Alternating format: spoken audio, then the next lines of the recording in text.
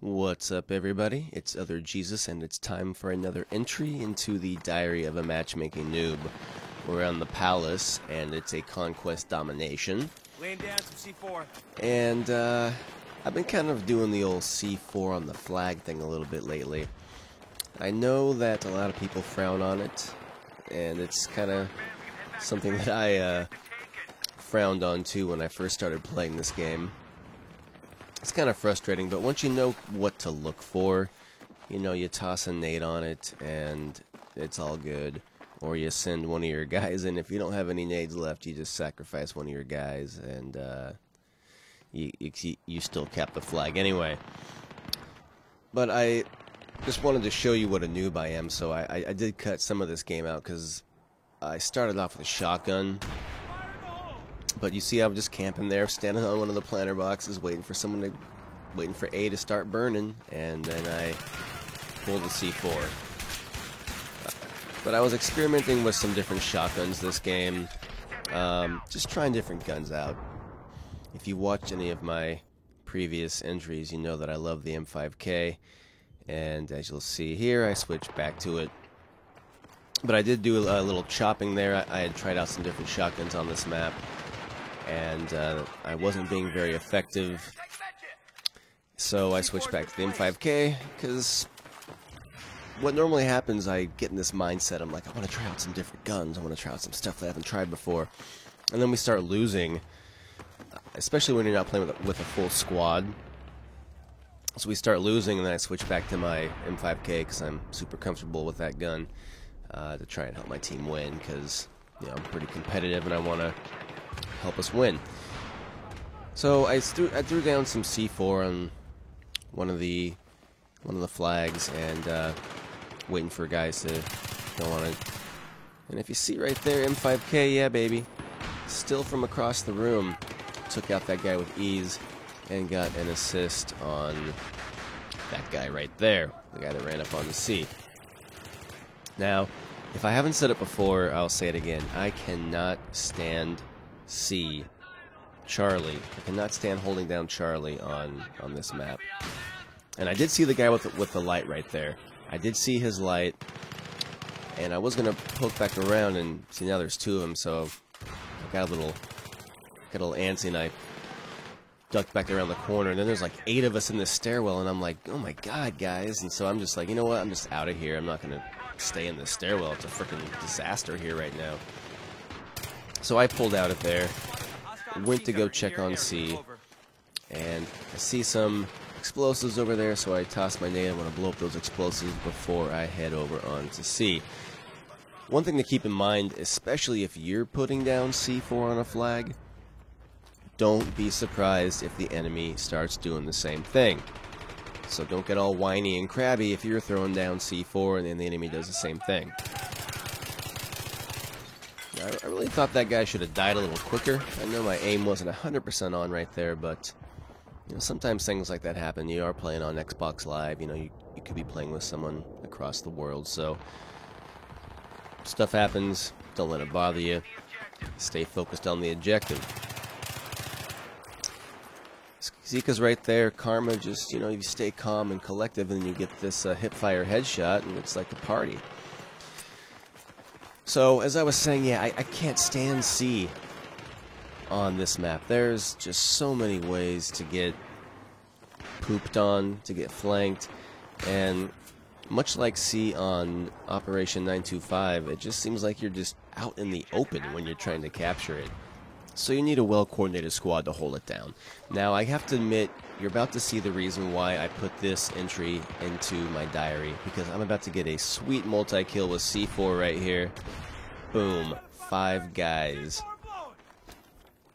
Right? And if I'm not mistaken, that was my first multi-kill ever in Battlefield 3, so I was very excited right there.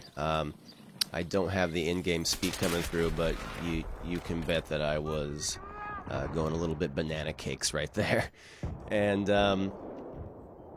yeah, so these next couple deaths, I mean, I'm just you know, I'm flying high. I'm telling my buddy Scout that I'm playing with how excited I am, and you can see right there, I'm just like, I don't even know what I'm doing. I'm still juiced up. The adrenaline's pumping from that 5-kill, multi-kill from the C4 there. So after that happened, I pretty much didn't really care about anything else in this game. But anyway, more about Charlie. As you see right there, I mean, there's just so many ways to get pooped on when you're trying to defend Charlie. So you need a really well-coordinated squad. And that's just something that we didn't have during this game because it was just Scout and I. We didn't have anybody else on our team in our squad communicating with us.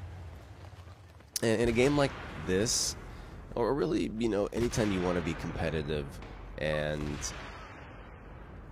actually win a game, hands down, you need to have team communication. And right here, I still remember that happening too, and I don't know why my aim just shot to the ceiling right there. Just one of those times where you're in the middle of sprinting, and it's really sprinting to get you killed.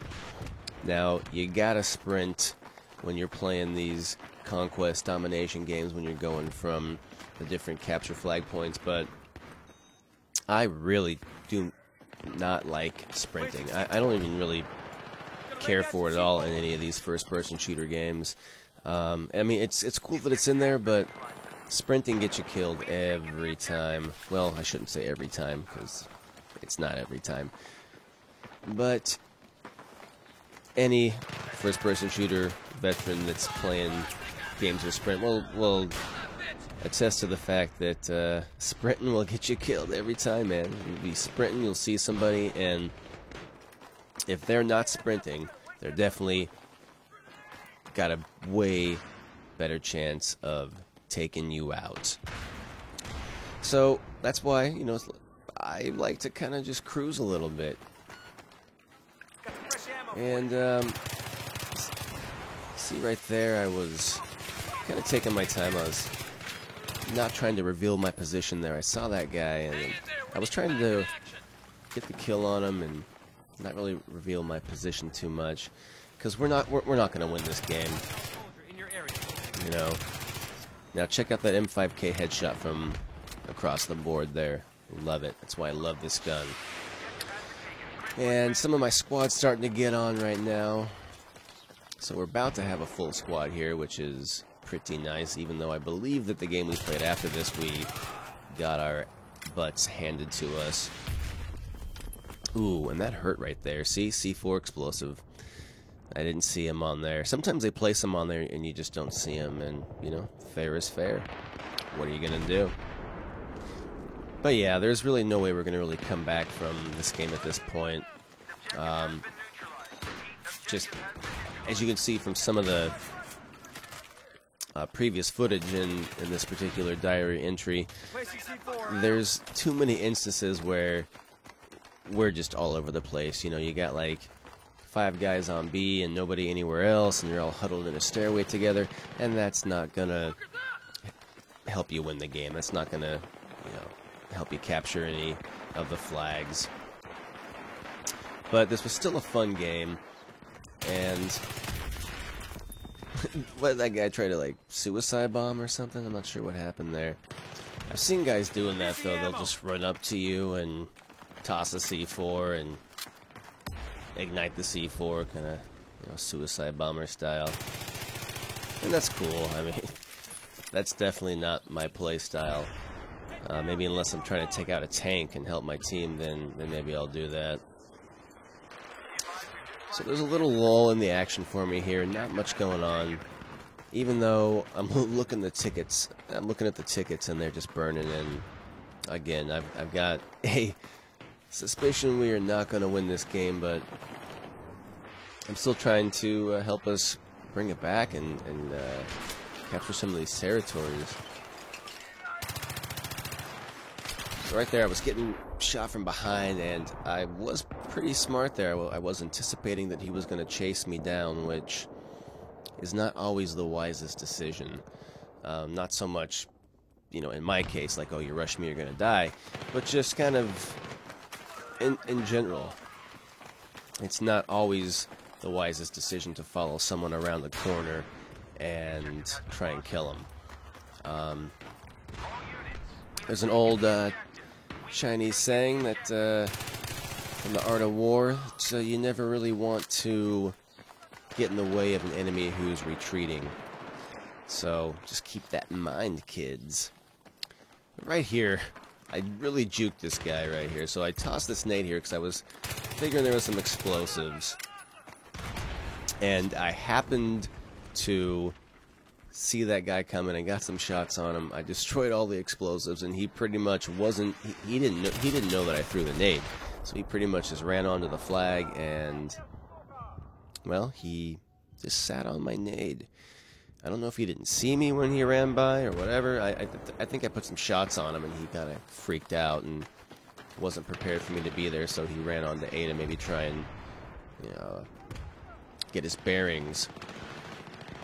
Then that other guy killed me, and yeah, whatever. I had another little sweet move with that little nade thing. I was kind of excited by that too. And there's only, you know, 10 tickets left. Placing the C4. But I'm still trying. I'm throwing down C4.